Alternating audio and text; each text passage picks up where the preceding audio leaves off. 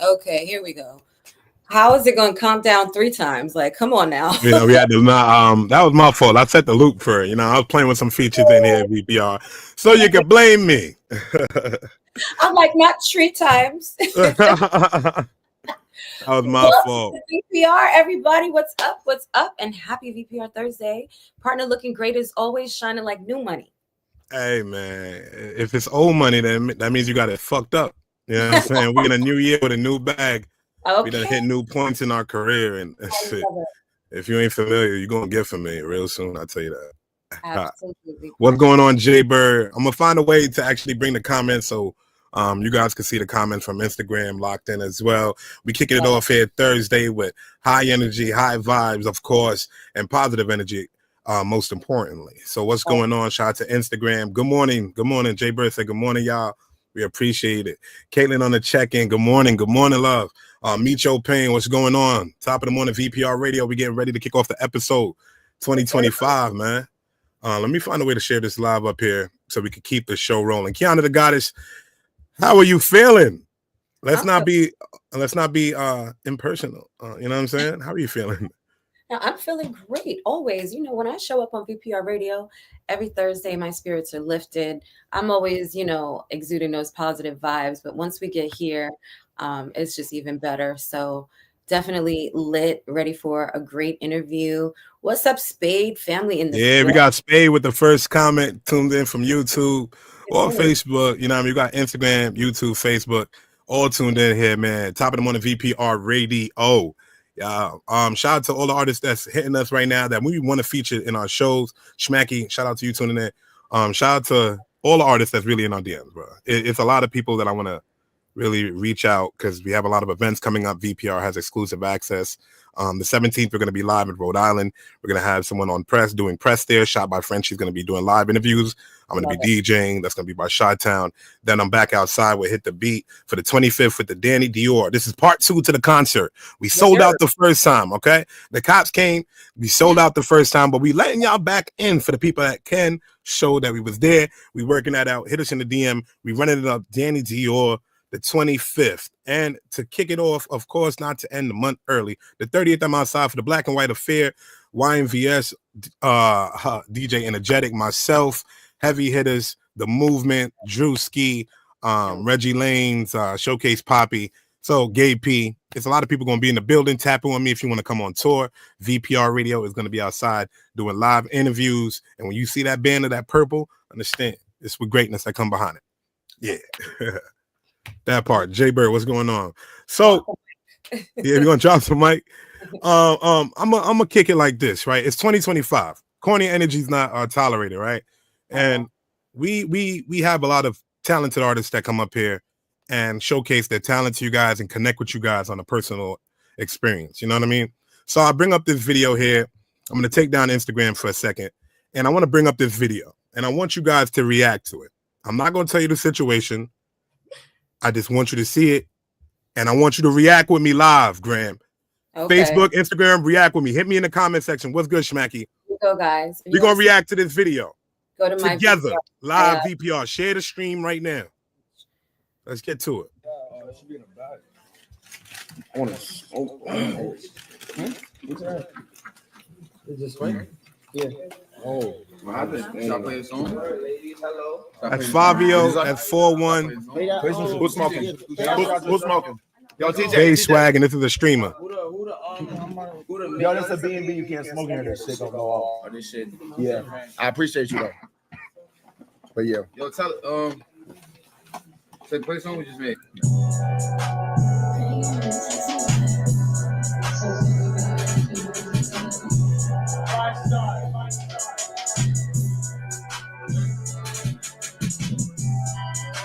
Yo, bro. Yo, you can't smoke in here. This shit gonna go off. Like, please. I appreciate you. Can you show them where, like, in the back, they cannot smoke it? I'm gonna download it.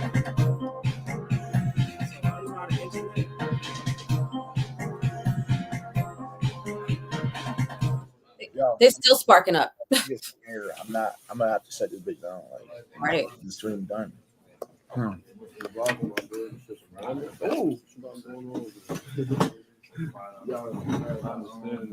We reacting. I want y'all to tell me in the stream who's corny. If somebody asks you and you live in a B&B and he's a streamer himself, you get what I'm saying? Playboy, and he's asking how to put out the L. Are they corny for still smoking? Or am I for pointing it out? Let's talk about it. Are they different? No, they're definitely. Look at this. Like, look at like, bro. I just want to bring it back, man. Look at Favi. When he asked to dap him out, look what he do before he did. Look at Favi, gang. Buddha smoking it. Can you show him? Are they different? Stream. He did not want to dap him up. Who's corny in this? All right, brother. Let's get back to it.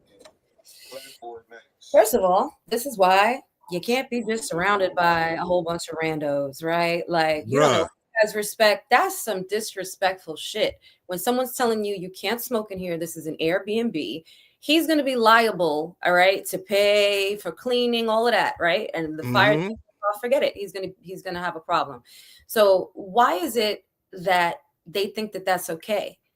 Whether weed is legal or not, if somebody says you can't smoke right here, here's the allocated place where you can smoke. I just don't understand the level of disrespect in this. That was corny as hell. And you see the stream right now. You see what they saying on the gram right now. They said the high notes that we all saw this. They're childish and not intimidating anyone. Yeah. Schmacky said they being wild corny. Very. Yo, you don't smoke. End of story. Son, and I see this all too much, man. We throw a lot of parties and a lot of events, you know what I mean? And we speak with the owners and we have a certain agreement that we sign into. Yeah. And when these rappers come in there and do this shit, and to make it worse, Lil TJ went on to make another video saying, yo, I didn't know who he was. I was just coming for Favi and I didn't like his energy. So I'm like, part of it. Now, he would have been wrong if he got security to escort all their famous asses out of there, right? What's going on? AOB like on the tune in. He would have been wrong, yo. Stream. I just played the video of them smoking in the B&B, and I'm like, yo, how I see people on the internet defending it now. I'm like, we defending corny behavior, bro. Like, if it's your spot, that's what we doing. That's what we jacking now, Kiana the Goddess. Listen, I don't play those games, so big Libra energy right here. I really don't play it. And I'm not gonna say it 3 times, right? Like. That's 2 times too many. So the second time that they started smoking again, it would have been a shutdown. And they could have said whatever the hell they wanted. But I'm not going to keep going back and forth. And, we're all supposed to be having great energy and enjoying the vibe and enjoying the music. And you guys are in here being corny. First of all, that's too many people in one room. I don't like people standing around me. Standing behind him. They were cooking up. I'm not sure if he's a producer, but I don't know if that was his beats that he was playing. And he was making a song there and everything like that. But like, you know what I mean? To make it worse, when I seen Lil TJ address it, and I do want to put up the response, you know what I mean, while we here, I'm going to try to. So into the video, but if you want to drop your comments into the chat, you definitely can. We have please do. What's going on, Nick Yardy? You tune in to VPR Radio Live here. We have a guest coming up in a few and some new music I want to get into because so much of y'all been sending music. And Jay Brand, she been dropping, man, standing on business, being consistent. And I gotta respect that. Let me read the comment section. Schmacky said, if I gotta tell you once and you don't listen, you gotta be removed. That's disrespectful. Fact. 2025, we ain't rocking with corny energy. So I'm gonna put up the response now from the dude that had the B&B. Yeah. And we gonna go from there, stream. We just talk to y'all about this because I don't really give a see any clips. Let's talk about this little TJ 5-year forest. I'm gonna let a few minutes of this play while I get the next thing. For anyone that rocking on VPR Radio tuned in, man. Share the live. 5-star. I did mad like in the booth. Not mad in the booth, but I do this thing where sometimes I do multiple in the booths in one stream. You feel me? Call it 5-star sessions. Who was yesterday supposed to be? Yesterday, who I invited was 4-1 and Trippie Ray. I invited 4-1 and Trippie Ray. Now, Trippie had a music video. So his was always a maybe, but 4-1 was confirmed. Now, I also invited Who? I invited Pink Dreads, aka Pinky, aka my nigga D. You invited too much people, and that's the damn problem, VPR. And That's I'm gonna stop that because you know what I mean. But he invited too much people, and then they to your invited place. too many people, right? Like everything does not require an entourage. You never. I'm like, you don't need a whole. It's if we rapping, we don't need 20 people in the booth now. You know what I No. mean? We're not putting together a whole percussion. We That's ain't not- like we got a live drummer there. The drummer is the engineer and the producer Right. at that point because he there cooking up.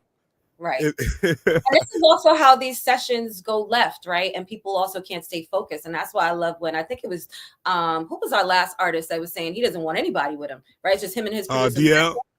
DL, right. Yeah, and I was like, yeah. that's the focus that gets things done. You know what I mean? You can't have 20 people around you distracting you. It's all just a distraction. Look, he couldn't even get through the listening section, the session. So it's maddening. I just think, you know what I mean? We in a different time now, but that toxic masculinity, that toxic fake shit, you know what I mean? The streamers now are bigger than the rappers themselves, and now they have to respond to the backlash, and now people are reaching out. Yo, I'll pay for the damages in the B&B, but I ain't saying sorry. But you know what I mean? That's where we are here. It's Kiana, behavior, and that's how you damage relationships. You never know where he's going to be 5 years from now, but you know, we have established relationships in this industry that are ongoing, including how I became connected to Tony, who's our guest for today. Yes. John Landers. Shout out to John Landers and T-Bames, which is also how I met you when you were with Convict Music, right? So the relationships, when you really add the value to them and you have the appreciation, they'll just keep growing. But that's a good way to lose good people in what's lost in translation, I guess, some people have a little bit quicker rise to fame, and that journey, instead of meeting these people on the way up, is shortened. So, I believe that they just take it for, I'm the biggest in the world, and at this point, I don't have to work with others. So, growing pains now with the generation that we're in. You know what I mean? Just as fast as you can go up, though, you can come back down. Right. So that's you better leverage. To our screen and welcome him in. Hi, Tony. Good morning. Hi, everybody. Good morning. Tony. Good morning, DJ FMI. Yes. How you doing? I'm good, sir. How are you? I can't complain. It's a beautiful Thursday morning here. I have the shades, but it's a sunny day. But it was a long night. I had a private event. I had to DJ for a few doctors and nurses. Yeah, I saw. And they enjoyed themselves. Yeah. So, but we're here on VPR, and I'm loving your energy so far. And thank you for asking, man. I had an interesting 2 days shoveling snow. We had a foot of snow. So after 20 years of Florida, I had to go and Google what snow was. Yeah. Well, we haven't gotten too much here in New York. I'm happy about that. I know. It is freezing though, for sure. Whatever snow came is all ice, unfortunately. But Tony, I just really want to dive right in because you have such a lengthy and illustrious career that is ongoing, and things have changed, just in the world and technology. So the industry is not obviously what it was, right? And even how we were discussing breaking records and how people's rise to fame is completely different. But I really want to dive into the early beginnings of your journey in music and then kind of gear up to where you are here today. So going back to when I was working with Beethoven and Mozart. yeah. Don't do that, Tony. Don't do that, Tony. Or David Bowie, whoever wherever you feel comfortable starting, man. So do you want me to start with where I started? Well, I started in 1974. So in August last year, it was my 50-year anniversary. I started selling records out of the back of a van for £25 a week, but it was folk and jazz. And back then I was buying Pink Floyd and Led Zeppelin records. I knew nothing about folk and jazz. But I got to learn, I got to learn things like Miles Davis and Love Supreme was one of the greatest jazz albums of all time. I had no clue, until it was all in front of me and I saw what people were buying. And then kind of I elevated. I moved to a label, ABC Records. They were starting Anchor in the UK. And they started a van sales team. So I went on there and I was just, again, selling to stores. But do I have to explain what a record store is now? It's like I say to people, when you had to go, you had to actually get off your chair and turn a record over. There was no such thing as remotes, you know. So you did what? But yeah, so I did that. But I wasn't working with the artists. I was just selling records into major stores. It was Virgin Records, it was HMV, a lot of chain stores, and a lot of indie dealers, which was basically where I got my record collection. Because all the people who worked in record stores back in the day, guys, they were all music fans, you know. So they knew everything about everything. So it was a great education. And then I started my first promotion job in like 1978, working for Iron Records, which was kind of wild because I was working with people whose records I'd bought as a kid. That doesn't happen to a kid from Manchester, you know. All of a sudden I'd been buying Traffic albums and then I was working with Steve Winwood, you know. And that really got me into reggae, you know, because, I mean, you know, Bob Marley was amazing and humongous, but he crossed over into pop, you know, because the great thing about Chris Blackwell was he didn't treat him like a reggae artist. He promoted him like a rock artist. So he expanded. When you listen to Marley, I mean, his music never dates. You could put a Bob Marley record on today. I mean, he's been dead longer than he's been alive, but his legacy, we did a band called the Black Uhuru kind of after it, and they were kind of vying for his throne, but that was never going to happen. I mean, certain people like my dad made me listen to them growing up. We listened to a lot about Marley and Black Gurus. That's funny that you said that. I'm like, wow. Go ahead, Tony. Wow. Yeah. Thank you. But I think the thing is, it's like some people like they look at somebody like Marley and he's got these huge dreads and stuff, you know. But some people kind of are very kind of, I don't like reggae, you know. But if you listen to Marley, I mean, it's pop music. It's just got a reggae flavor. And the thing is, like, his songs are timeless, you know. And having seen him live, I mean, he's so charismatic. It's very hard to talk about Bob Marley because probably arguably that and Bowie were probably the worst days in my, you know, 30-odd year career in the music business, because I was at a gig in the north of England seeing a band who just had a hit, and there's only like a couple of hundred people there, and I got a call from the head of press summoning me down to London because Bob Marley had died in a hospital in Miami, you know. And the head of promotion at the time, I was the regional guy, the head of promotion had just gone on vacation. So I had a car pick me up at like 11 o'clock at night and drive me to London. And I had to, you know, it was so emotional, you know, sitting in the car in tears, driving down, knowing what I had to do. And then, you know, I had to arrange all the obituaries for all the radio and TV in the UK. And you get all these radio stations phoning up, can you send me some Bob Marley records? It was like they were excited because their show's taken care of because they just got to play Bob Marley records. And it's like, can I just have some time to grieve, you know? And the same thing happened with Bowie, you know, people freak out. And it's like, people ask me if I met Bob Marley. And I said, I kind of say, kinda. I say, what do you mean? I said, well, you know, I was at a gig in Stafford, which is in the middle of the UK. And a guy from Island Records, I just started at Ireland, he introduced me to him. Bob's got this beaming smile, you know, and he loves football. He was playing football in the car park and they wouldn't sound check until the deciding goal, you know. So when that came, Bob started to move in and the guy introduced me, said, oh, Bob, this is Tony. He's going to be taking over the Northwest. And Bob's kind of this big beaming smile and leans across and says, Jah, Rasta, the Almighty One, Jah will provide. So I kind of met Bob Marley. That's so fire. So yeah, so those were the thing is, I kind of, you know, I really don't think the gratitude sets in until the roller coaster ends, because I mean, you guys know this. We live in a different age in the music industry, but I learned from the music people. I learned from the Herb Alperts, the Jerry Mosses, the Ahmed Ertigans, the Chris Blackwells, who were signing people who were good enough to be in their record collection. Now, of course, it's run by accountants and lawyers. You know, it's all about kind of market share, and it's very hard for new acts to kind of make a breakthrough. As you know, Keanu, that kind of rock the world to peace thing is helping emerging artists. Because if people ask me some advice, I don't want to put a down on things, but it's almost like don't give up your day job, you know, because it's very hard. There's 110,000 songs a day get uploaded to Spotify. I mean, you know, it's this huge void out there. I don't want to put a downer on things, so, you know, Next question, No, please. I love that you're saying this. I have so many artists that tune in and they're watching right now live.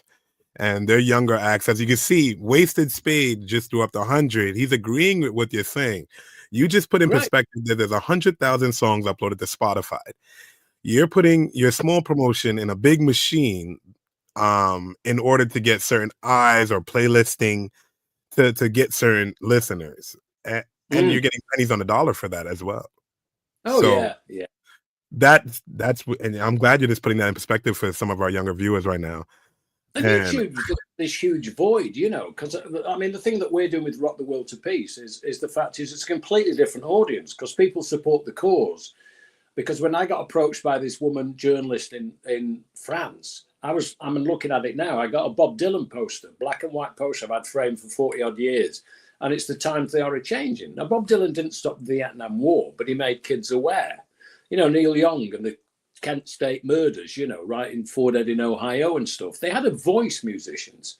And in the same way that there's nothing like music to take you back to a time and a place. And there's a lot of healing process. People have actually survived on their deathbed from somebody playing them a track that took them back to a time and a place. And I don't care if you're into football or anything, you don't remember where you were when a certain goal happened, but you do. So, if you're old, I'm old enough to remember what I was doing exactly where I was when John Lennon died. And, you know, you immediately go, I mean, that's kind of the worst case scenario. But, you know, you hear something on the radio and you just smile because you just, it brings you back to that moment.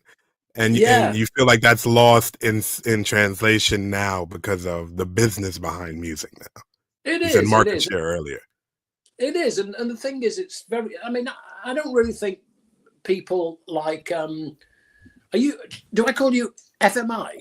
Yes. It stands for DJ Finally Made It. Yes. Love it. There we go. We here though. We on time Thursday VPR. Thank you to everybody that's tuned in. Tony is dropping some jewels here. Kiana has joined us back.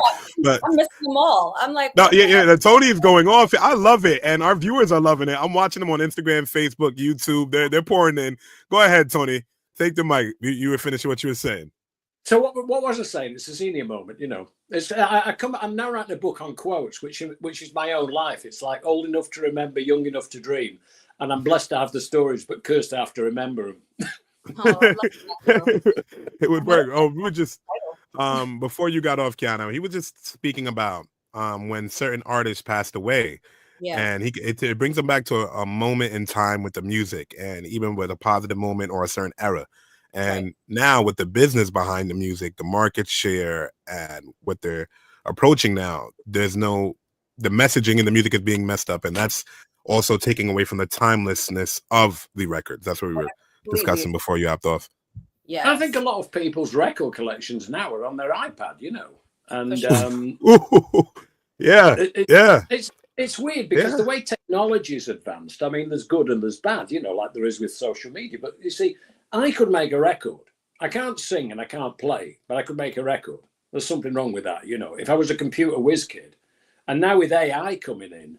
I mean, I have a guy that you know, he sent me this song and it was him singing and he didn't have any musicians.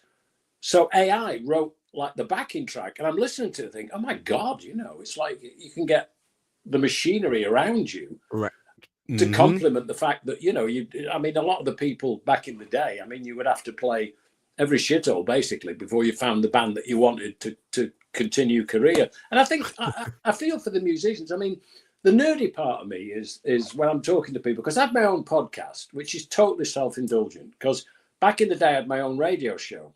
And when they said, and it was on the biggest station outside of London, and the only reason I got it was I complained because the guy who was doing the show playing up-and-coming bands, I mean, I come from Manchester, so we're talking Joy Division, New Order. Manchester United.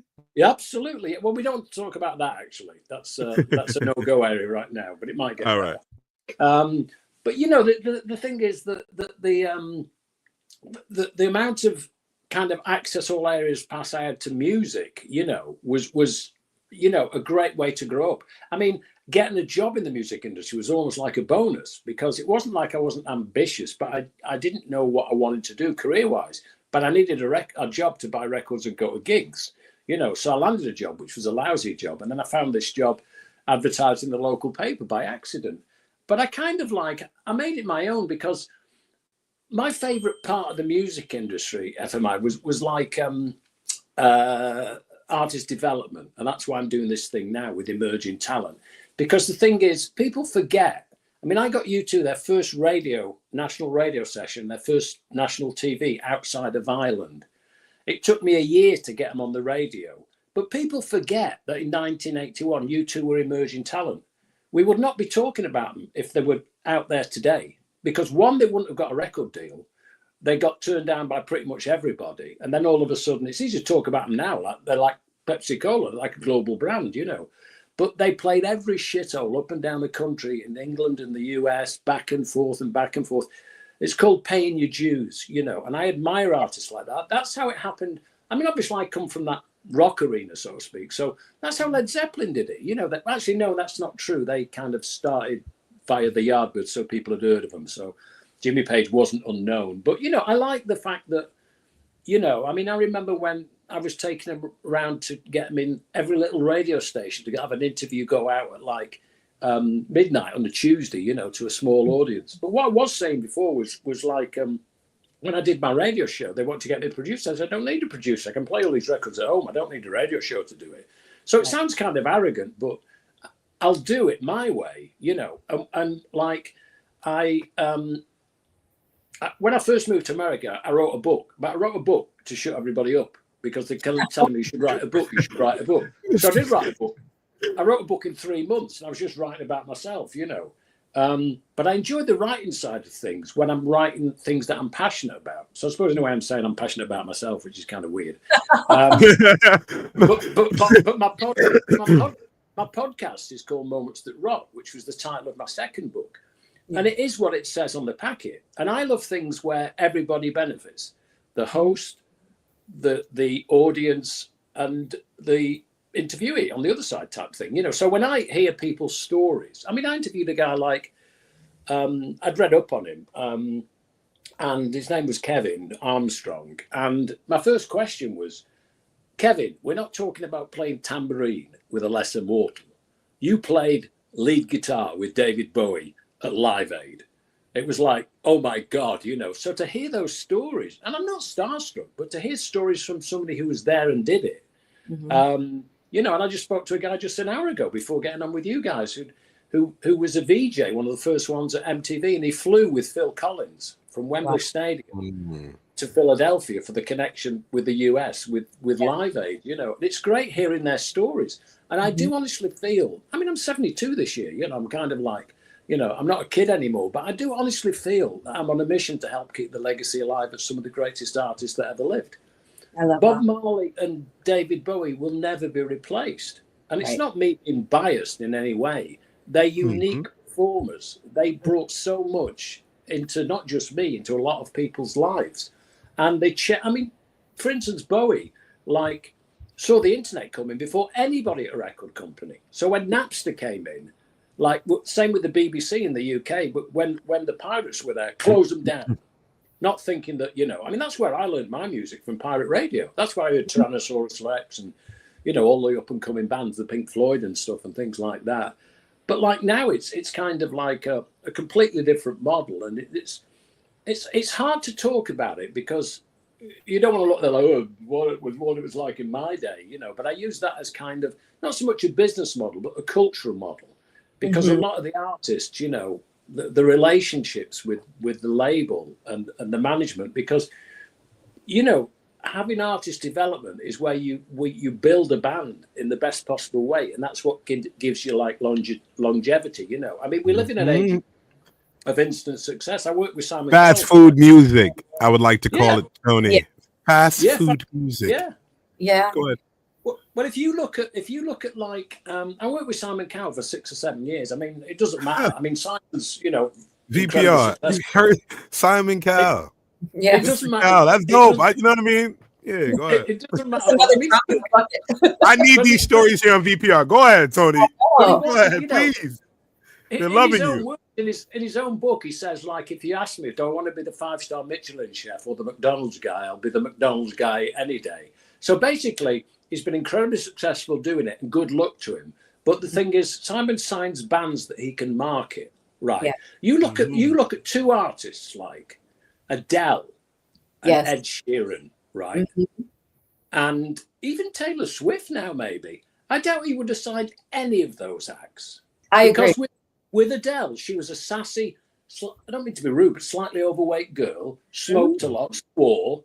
Yeah. You need to lose some weight, stop smoking, don't swear, so that they can market and promote The them. molding, yeah. Agreed. You know, and Ed Sheeran. Ed Sheeran's the guy next door.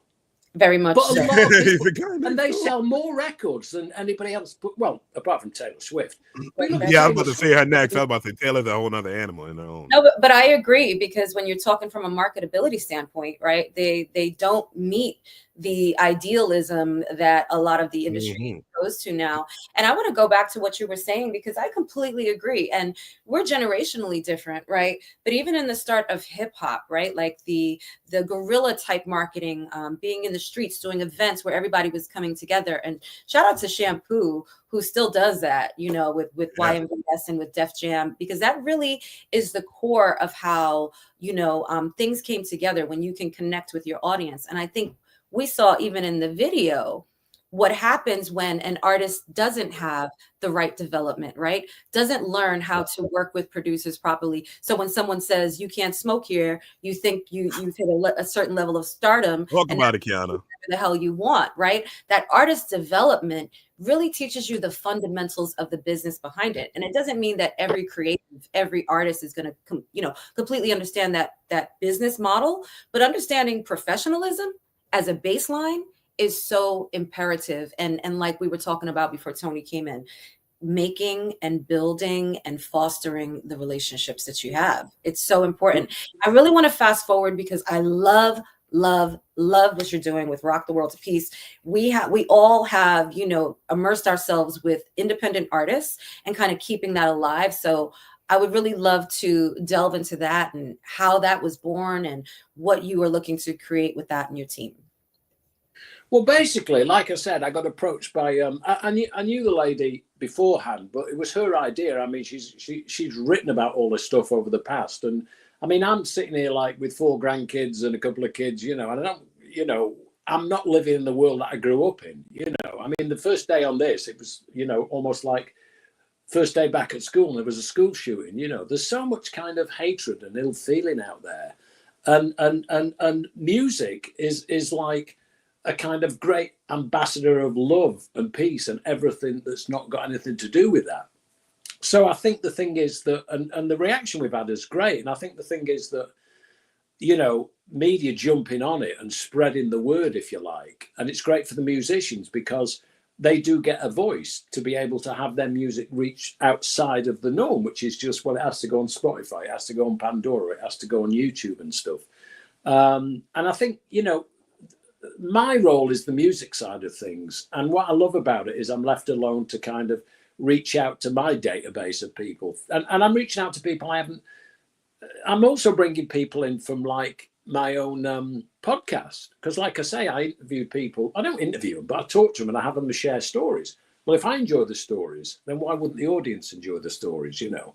And I feel that you know, that like, I don't like using the word education. It's like a little patronizing, you know, but the thing is, a lot of people don't know which way to turn. But when you hear musicians talk, I mean, I interviewed Nasher from Frankie Goes to Hollywood.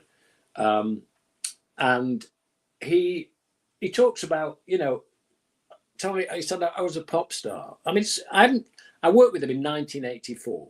I haven't seen him or spoken to him for 40 years. So pardon my language, but it comes on like this. It's like, fucking hell, Tom, you know, how you doing, mate? It's like we're in the pub last night, you know. And he said to me, like, I was a pop star for 3 years.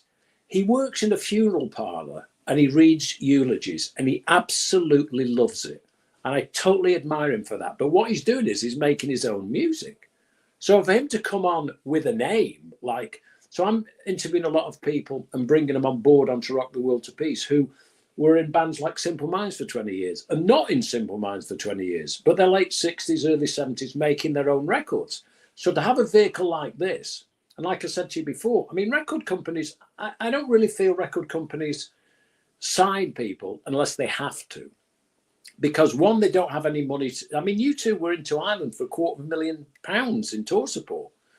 You know, you would never get that opportunity now. They'd have been dropped after 2 singles if they got a second single. So artists, if you find the heritage acts that have been successful and are still selling records now, they don't have overnight success. They were never groomed for overnight success. You're talking about a track, a song against a career, you know, and it's almost like you go out and, you know, I use the word football, but I'm talking soccer. You go out and you score a goal, right? That's in the moment. You have to use that goal to further your career and score a lot more goals. And it's the same with music. Your song should get better. And then all of a sudden that killer track comes out that everybody, I mean, I remember Adele, you know, it's like she did normal things. You know, she had a baby, so she had some time off to be a mother. And she came back with Hello. And I heard it on the radio. It was like, oh my God, you know, it's like, it's not like a comeback. It's like, okay, I've done the mother bit. I've got a bit of time now. I'll make an album. And the funny thing is, it's like, I always say this about artists, and you look at Bob Dylan, Blood on the Tracks, and Adele around that period as well. They have to have like a breakup in relationships to make a great record. So if somebody's happily married, they're going to make a lousy record. Taylor Swift too, right? Like her breakup songs are the hottest. Like absolutely, yeah. So like, you better just wait. She'll write a song about you soon. You guys are pushing the narrative. But you know, the thing is, you've almost taken the exception to the rule, because if you look at Taylor Swift, I mean, she's bigger than anybody's been, and my wife adores her. You know, she's only a couple of years younger than me, my wife, but she plays her music. She loves her to pieces. When we went to New York for Christmas, I had 6 hours of Taylor Swift in the car with some crap traffic. But, you know, it was kind of like better than looking. That's American Sweetheart. Yeah, but, you know, but exactly. But, you know, the thing is, you know, at the end of the tour, she gave her staff like $100,000 bonus. Right. I mean, she's making more money while we're talking than we'll ever see. But it's not about that. She donates to homeless charities in every city she plays. And she's doing something about putting something back. She could never spend the money she's making. And guess what? She's 34. She's probably going to get married and have a child and be a normal human. She doesn't owe anybody anything. But then when she's ready, she'll come back, and she'll come back with, you know, the happiness that's in her life. Because like you say, the breakups have done, she's found like a soulmate and everything now. And it's not like anybody's piggybacking anybody else. I mean, Travis does okay with his day job as well, you know. Mm-hmm. Sorry, I'm rambling. No. We love your rambles because they're information. They're so packed with information. I just wanted to make sure I pulled up the live here because everyone on the live is agreeing with you as far as it coming to you need to have more than one record. Yep. And people think now, especially the younger generation or the younger artists, they believe that all it takes is one record. So I want you to see all the comments that's pouring in and agreeing with you and the jewels that you're dropping, man. VPR, thank you for everyone that's chimed in right now. And yeah, Tony. No, that's great. I love it when there's interaction. I mean, if anybody's got any questions, by all means. Because the thing is, I'll just go off and I can talk forever. But you know, the thing is, it's nice to find out what other people want to know. So fire your questions at me all day long. Throw your questions in the chat. Anyone that has a question for Tony. But I think you are bringing such depth to these conversations because we even see artists, right? I think Ice Spice is a perfect example of that, FMI. And I know you really rock with her. She's been replaced by a lookalike. Her sound, her first song, her second and third song all kind of sounded like that first hit, right? There was no real time, I believe, to develop her sound or to make something unique. I don't know if it's working with the same production or what it is, but we do see a lot of that kind of copy and paste, and drop some music quick, right? There's not even enough time for the first song to simmer and make its way from New York City all the way to, you know, Washington and South Dakota, right? Drop the next single. To be fair, you have to look at it. All right. In the 90s, I could more speak towards that. Records were around like 3 minutes, 40 seconds, right? You know, around that time for a full record for you to express yourself. If your listener base is only taking in 10 to 20 seconds of that, whether it be TikTok or Spotify or, you know what I'm saying? And they only know the hook. Yes. They're not going to stick around for a project, Tony. They might not even get, they might not even get there, to be honest, FMI, because I think Right. somebody told me that a view in YouTube is 10 seconds. Yeah. I mean, what the hell can you get out of 10 seconds, you know? Not And much. it's funny because as we've just launched our Rock the World site, you know, we get some of the analytics and things. Is like, you know, they're listening to like 3 minutes of a track where we're inviting people to do 10 minutes, but we can't force them to listen to 10 minutes. So if Right. people deliver just one song, we'll still use it. But it's people's attention span, you know, that everything is a click away from everything else nowadays. Absolutely. Yeah. It's the agree. same.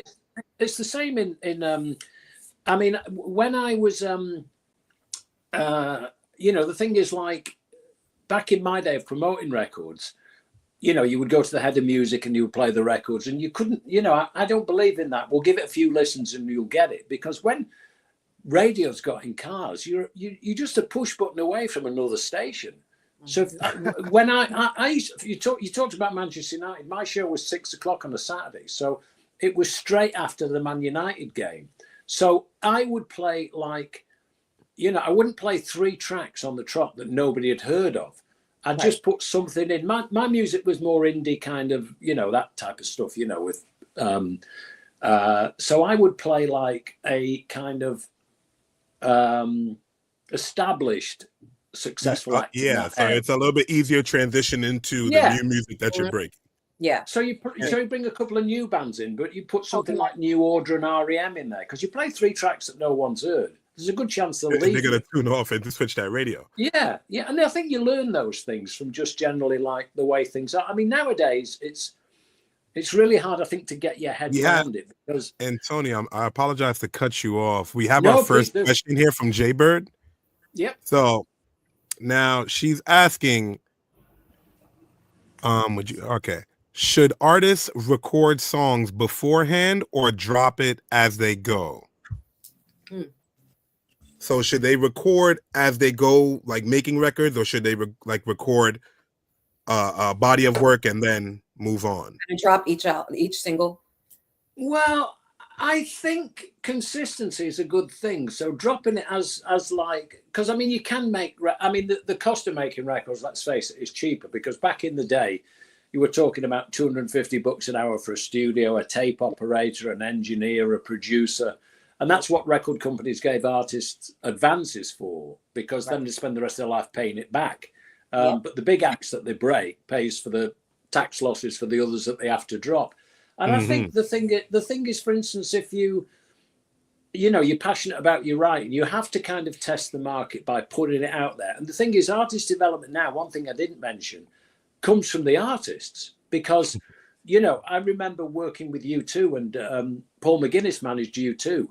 And he did an amazing job right from the day one, you know, and then he retired about 6 or 7 years ago. But there's nothing left to do with U2 now. They just send the records out and that's it. Right. But he also managed 2 other artists, PJ Harvey and who was the other one? PJ Harvey and the Pretenders. Your memory is immaculate.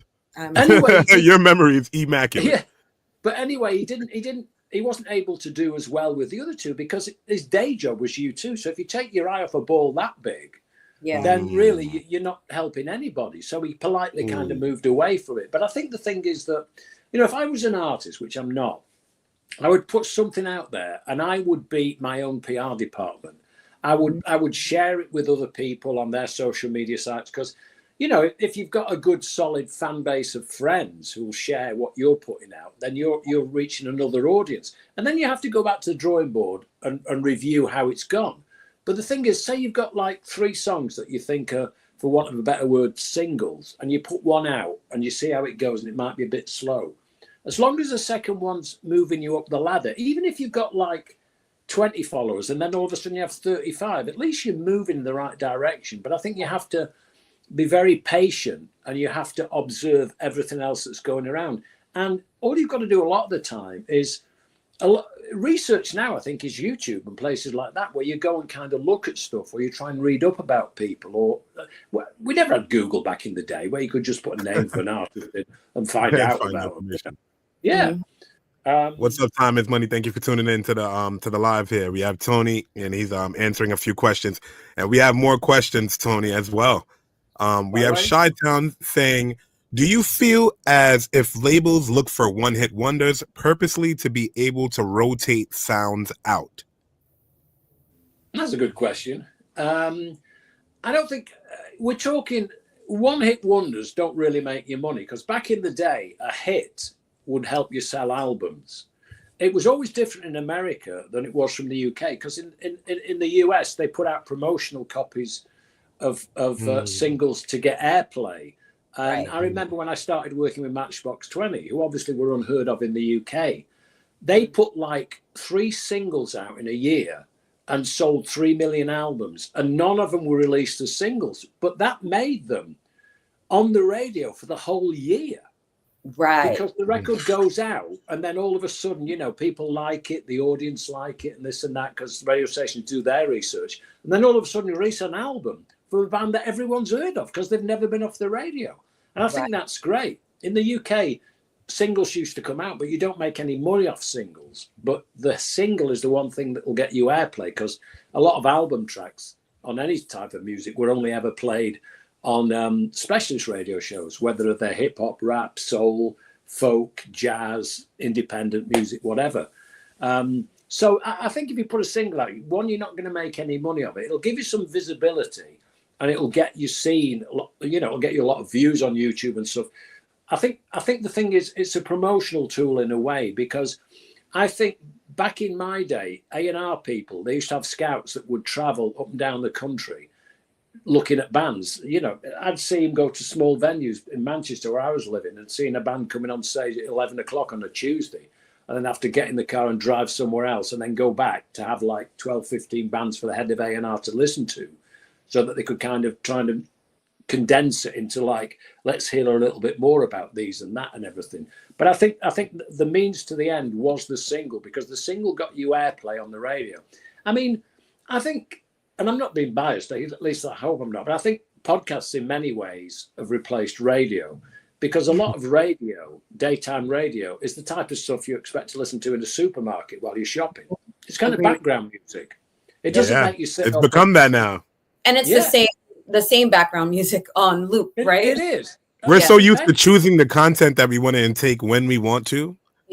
Going back to being told what to hear, I don't think that the listeners want to do that anymore. No. Listen, back in the days, we used to make our own pause mixtapes, right? I used to make the tapes. Yeah, the little. You're waiting to hear your song on the radio so you can record it. Then you pause it, wait for the other song, unpause, and continue your own special mixtape. We have another question. This is going to be our final question from the chat. We talked about this a little bit when you were talking about that track someone presented to you with AI. But Kip Piles wants to know what you think about artists that incorporate AI for their content and catalog.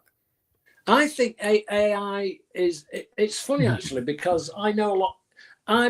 They don't call me Technotone for nothing. I like everything that says click here, you know, because everything else pretty much I'm useless at. So I'm not a techno guy in the slightest. But I think the thing is, I mean, like I said about David Bowie, I mean, the record industry wanted to ignore the internet because like they knew what they were doing. It took them 40 years to realize there was never going to be anybody as big as the Beatles, you know. And they went along with their kind of arrogant approach to things. And like when Napster came along, it was close them down, not thinking that something else would come along. And Steve Jobs came along and took it to the record industry with the idea of selling songs. They didn't want to know. They didn't want to know about selling songs, so they didn't make any money on that. But he was looking at a business model that would embrace an audience and grow with it. So he started iTunes, and the industry changed. Yep. So, sorry, Kiana, what was the question? What do you feel about the incorporation of AI into someone's music? Oh yeah. So what's going on, Destructive Beats? Well, the thing is, I met a guy at this events thing I used to go when I was living in Florida like 6 months ago, and I learned a little bit about it. But one guy I know you know him actually, Keanu, it's John Landers. Oh yeah. I was talking to him on the phone, and he went to my website and took my bio off it and put it into ChatGPT and sent me back them writing my bio. And it was like, oh my God. And when you're reading about yourself, and it's totally different, it was condensed. It got all the rambly bits out that I'd put in it. Right. And it was so precise, you know. And I think the thing is, it will change. It'll change a lot of things. A lot of people will lose jobs, but there'll be a lot of things that like for instance, this guy that we just uploaded to Rock the World to Peace, John Giles. He doesn't have musicians. He doesn't have a band, but he sings, and he sings well. So he must have put like an a cappella version into ChatGPT, and they wrote like a backing track, and it was like so powerful. It would have taken you forever to do it. So I think it's not one or the other.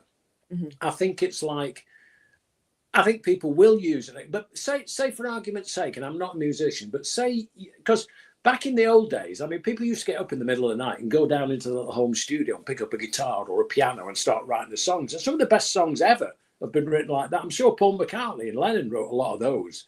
Absolutely. Just like because they had an idea in their head. It was impulsive and things. But I think in a way, you know, in the same way like I was talking about my bio, what about this? What about if you, I mean, I remember hearing an interview with Woody Woodmansey, who was the drummer in The Spiders from Mars. And he was talking about Bowie. And this was way back in the day. And all of a sudden they'd sit around and David would walk out the room. And he'd come back and he'd pick something up and he'd be banging a spoon against something and then recording it back. And he came back and played it. And they're all sitting there looking at him thinking, how the hell did he do that? You know. So in the same kind of way, if you have, for want of like a rough mix of anything, whatever type of music is, like with my bio, send what you've got to ChatGPT and then maybe let them produce it, tweak it and remix it. That might be a way forward. It might affect the people who are remixing, because I know with a lot of, I mean, even you take a band like New Order, you know, like Blue Monday was probably one of the first house records, you know, but then they get Arthur Baker to do it. But then there'll be a remix where somebody else gets the same song and sees and hears it differently and thinks, you know what, I'll put a little bit of this in. But like in the same way that Bowie did, like, you know, something as stupid as like a saucepan and a spoon, and just in the middle, so bing, bing, bing, bing. And then, you know, it's that shock element. I think when you've got somebody who knows nothing about you, who doesn't need to read a bio because they're nothing other than a machine, but they take what's there, and that's technology. And I think you can't ignore it. I think you have to embrace it and find a fine line that works for you. I don't think necessarily if you're a songwriter, you would want to put anything into ChatGPT, but say you were struggling with one bit and you thought it could be a little bit better. That's where the producer would come in and suggest, why don't we put a bit of saxophone in there? Or have you thought of a little piano maybe? Oh, I never thought of that. Because I'm not a musician, but I think you're always too close to your own music. So an independent kind of observation might be a good thing. I completely agree with that. And I do think that, we're moving that way, right? Like, even when we have Michael Lyle here and we were talking about AI, right? It's kind of like you got to embrace it or you're going to fall, because it's coming. It's just like the internet, right? There's some things in technology that you cannot completely get away from.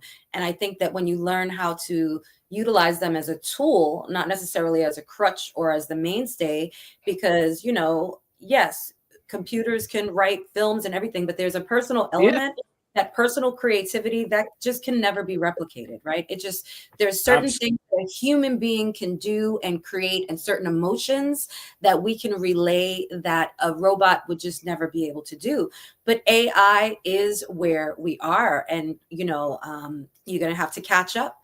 You got to catch up with it. So when you were talking before, Kiana, about in a weird way, it's another relationship. You were talking about relationships. So relationships with an artist would always have been with their audience. So I always had always had the most time for artists that would come back afterwards and meet the people that had paid good money to go and see them and sign whatever they wanted and talk to them, then get in their van and travel to the next gig and stuff. And all of a sudden, like, I always say this about Bono. When I was working with them, the first gig I went to see them, they were third on the bill in Manchester. And I saw them the following Wednesday play to 11 people in a pub, and 4 of those people had come with me. Wow. And at the end, they went out and met everybody that had been there and signed autographs for them and this and that. And then after that, and sometimes they were packing their own gear up, and then they'd get in a van with the equipment in the back with like airline seats and the tour manager driving 4 hours in the pouring rain to stay 4 in a room, 2 rooms if you were lucky to get a Best Western motel room or something. You know, it's only £30 back in the day, you know. But the thing is, could you imagine now a guy like Bono getting in a car and just getting on social media and making 10 fans in Japan and waking up and he's got 100 fans. Oh, I met this guy, blah, blah, blah. He's got this band called U2. You know, I'm talking about the early days. Right. So everything has kind of changed. But that was in a way where what I admired about U2 was they were curious to learn every part of the business. They would go to the warehouse to see the people who were pulling the records. They'd meet the head of press. They'd meet the regional promotion guys. They'd meet the salespeople. They'd want to go into the shops and meet the people that were selling the records. They existed over and above a catalogue number. And that makes an artist real. And that's create longevity. They immerse themselves in everything. They said, I want to know, I want to learn. Every part of the machine. And every part of the machine. Yeah. But the thing is, a lot, you know, you can have that phrase like, we want to be the biggest band in the world. But there's nothing wrong with saying that, as long as you do something to help nurturize that and move it forward, not expect everybody else to make you the biggest band in the world. Because I think that, you know, like I say, they built up a good relationship with a lot of people I physically saw firsthand, because they took time out of, instead of going out and getting wasted and laid, you know, they did productive things rather than reproductive things. Right. Yo, because you can get lost in the sauce pretty easily. We got just so you know, Tony, we got cheers from Argentina. You know what I mean? Thank you guys. We appreciate it. We're going to get ready to close out, but I'm really, really excited that we have you here today. I would love to bring you back so we can chat some more.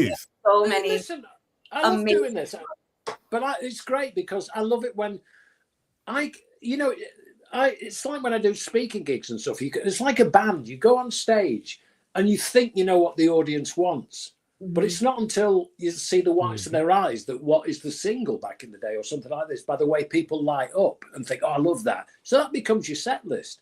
So my set list from what I'm doing is your audience and you guys, because I can sit here and talk about anything and everything and hope people like it, but I've no clue. But it's your audience and it's your people. And the fact that they're coming in and they're passionate enough to ask questions, I'm not saying that I'm giving my opinion. I'm saying I'm right about everything. I will just, you know, not need you, but I would just listen to what they've got to say. And it's great because I learn a lot from the questions as well. So yeah, I'm an open invite, kid. Anytime you want. Oh, I love it. Thank you, Tony. I love it. Thank you so much. I want everyone to know how, first of all, especially if they're a musician, they can submit their music for consideration for Rock the World to Peace. And then I know you're not on social media, but how anyone could contact you if they wanted to. Well, we do have if you go to the Rock the World to Peace website.com, there is a section called musician submissions, and it tells you exactly what you want, what we want. You have to do an intro, you have to do an outro, and it can't exceed 10 minutes. That was the same as Live Aid. I mean, U2 overstepped the mark and got the plug pulled on them, you know. So that applies to everybody and anybody. And the thing is, it's not about personal taste. It's like, and it's not about favors. It's not about like, if your brother's in a band, we're going to put them on Rock the World to Peace, because we want to embrace a brand new audience that is separate to YouTube, that comes for the right reasons, for the cause that we're like advocating peace and things like that, and you know, stopping wars and things, and having artists. So yeah, you can sit through that, or I mean, if you just send an email on there, that will come directly to me, and then all of a sudden we have a relationship. So I'll reach back to them, and you know, and they just pick like, you know, they pick a couple of good songs, or there's some videos, and if it's a video on YouTube, I can go and look at it, but we can't use that. They would have to go and record their own version of it. But it's pretty easy to understand. But that's the way, through the website. So you guys definitely check it out. It's a whole new platform and way to really have your voice separated from YouTube, which can become, right, a whole scroller's nightmare. So when you want someone to just be able to come and find you right away, having a page where you're featured is a phenomenal way to do that. So I love what you're doing. I'm excited about the future of Rock the World to Peace, and can't wait to have you back. And I'll be getting you later Well, today. thank you guys. More than welcome. And thank you for having me. Oh, we Thank you appreciate so much, man. You're going to have an amazing day, Tony. We will be in touch. Shout out to the viewers. They are going to be reaching out to you because they were watching you and they said, I would love to speak with him. I would love to have him on another platform. So look out for that and continue doing your thing, Tony. You're doing amazing, man. And thank you for all the thank you for the opportunity. I appreciate it and I enjoy them. Oh, we appreciate it. Have a great day, Tony. Talk to you soon. Okay, guys. Bye. Okay. Ciao. Later, man. Amazing. Another amazing guest. Hey, VPR. Some of y'all was telling me y'all was gonna make some clips. Thank you for clipping some of the parts on the video. That's fire, because we're gonna upload those to our YouTube shorts. You guys been pouring in. We've been going live more, but y'all been showing hella love. Augustin, what's going on? It's good to see you, man. It's good to see you in the chat. Wasted Space, Schmacky, Instagram. All of y'all tune in. Every Thursday, we go live here with a brand new episode. And now y'all going to see it get bounced out to YouTube. So everybody that commented in there, y'all going to be on our YouTube. Go and watch y'all comments and share the videos. Share the, you know what I mean? Share the live. It goes a long way. I'm DJ for mine, and I'm going to let Kiana close out.